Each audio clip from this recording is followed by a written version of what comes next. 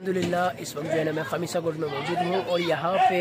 दो polling stations का जो है ना रिज़ल्ट आ चुका है और दोनों पोलिंग स्टेशन का रिज़ल्ट अल्हम्दुलिल्लाह तहरीक लब्बैक पाकिस्तान फर्स्ट पोजीशन पे आई है। और तहरीक लब्बैक पाकिस्तान ने जो है ना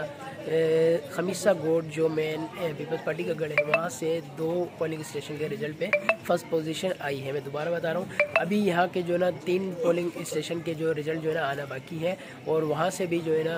अच्छे रिज़ल्ट का जो है ना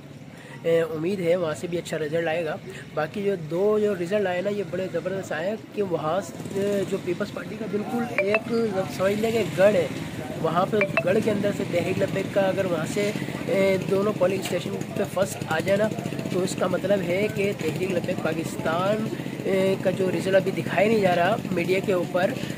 वो बहुत अच्छा रिज़ल्ट है। क्योंकि जब यहाँ से इतना रिज़ल्ट आ सकता है जहाँ तो गढ़ किसी और का और टीएलपी जीत रही है तो इसका मतलब है जहाँ टीएलपी जीतती है जहाँ पे उसका रिज़ल्ट है तो वो तो और ज़बरदस्त आएगा। तो कहने का मकसद ये है आप तक ये खबर पहुँचानी थी, मैं आपको जो है ना वो शेयर भी कर देता हूँ रिज़ल्ट आप खुद देखिएगा, ठीक है। बाकी नेक्स्ट वीडियो में इंशाल्लाह आपसे मुलाकात होगी। अगर कोई भी रिज़ल्ट आता है, कोई भी चीज़ आती है तो इंशाल्लाह आपको जो है ना